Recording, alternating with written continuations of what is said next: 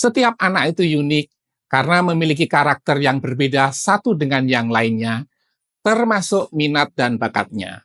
Sebagai orang tua, hendaknya kita mengetahui bakat anak dan mengembangkannya agar dapat mengoptimalkan potensi besar yang ada pada anak menuju kesuksesan di kemudian hari.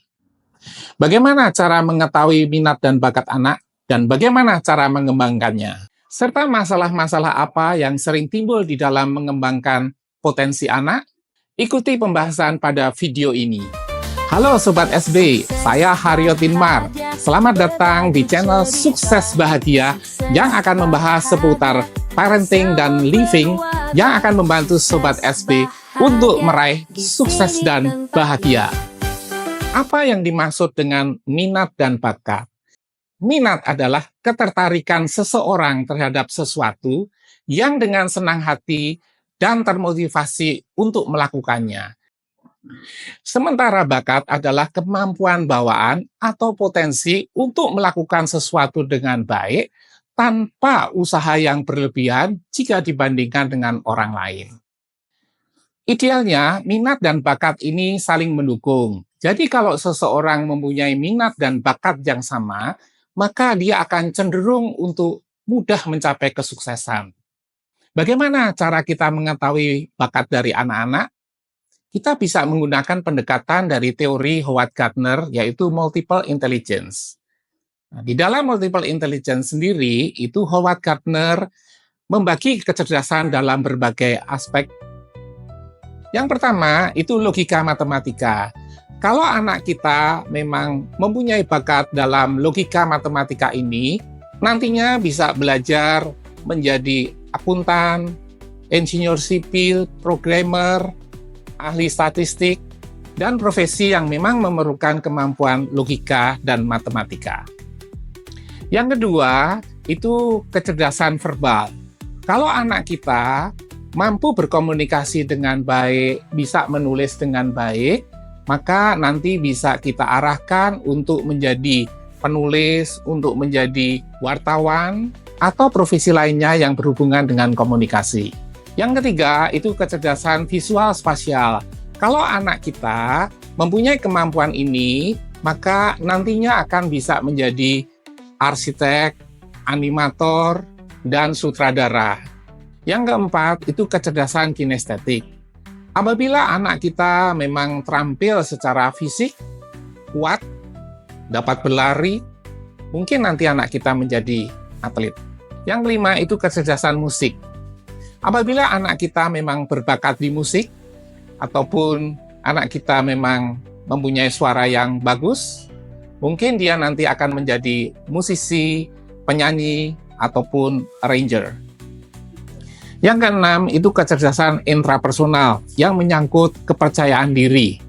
Kalau anak kita ini mempunyai kecerdasan di bidang ini, maka nantinya bisa menjadi motivator. Yang ketujuh, itu kecerdasan interpersonal. Di sini kemampuan untuk berinteraksi dengan orang lain. Kalau anak kita mempunyai kecerdasan ini, anak kita bisa menjadi konselor dan PR. Yang kedelapan, itu kecerdasan natural.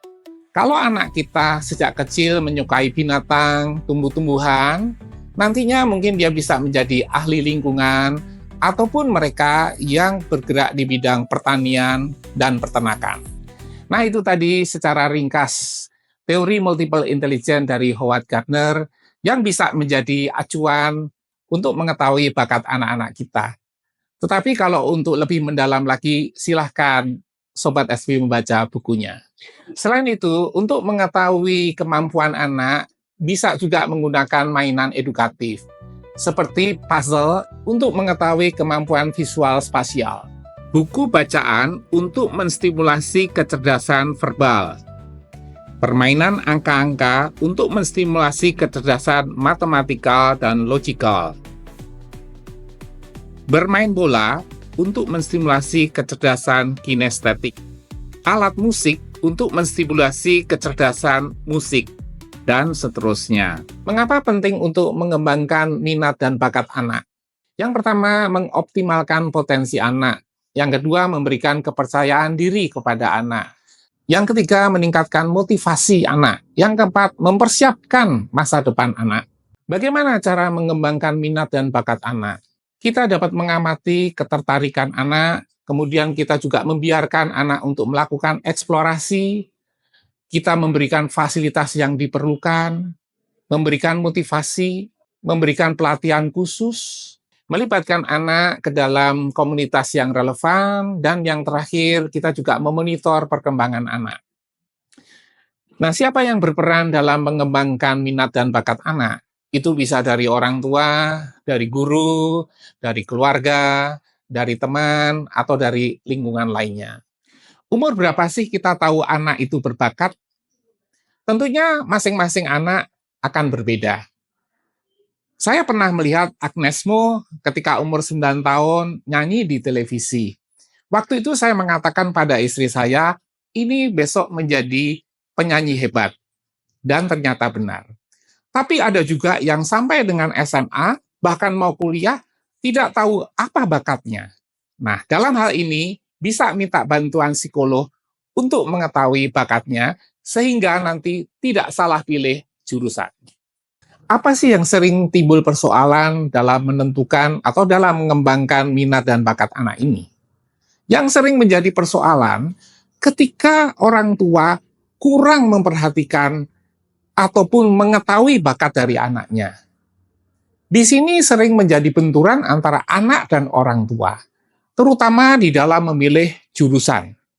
Banyak sekali kasus-kasus di mana orang tua memaksa anaknya untuk sekolah atau untuk kuliah di bidang tertentu, tetapi anaknya memang tidak mempunyai minat dan bakat untuk masuk di bidang itu. Di sini, anak mungkin menuruti kemauan orang tua. Tetapi apa yang terjadi? Mungkin dia bisa putus kuliah, atau dia menyelesaikan kuliahnya, mendapatkan ijazah, lalu menyerahkan ijazahnya kepada papa mama. Pak, Mas, aku sudah selesai kuliah, ini ijazahnya. Tapi aku mau kuliah di jurusan yang lain. Nah, disinilah buang-buang waktu. Rugi. Dari pengalaman ini, harusnya ada komunikasi yang baik antara orang tua dan anak di dalam menentukan fakultas dan jurusan yang akan dipilih. Hendaknya, fakultas dan jurusan yang hendak dipilih ini disesuaikan dengan minat dan kemampuan anak.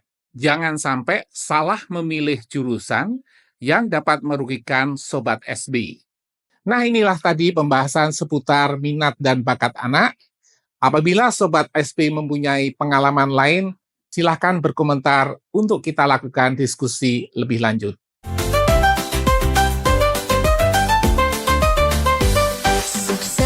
Bahagia berbagi cerita, sukses bahagia bersama keluarga, sukses bahagia di sini tempatnya.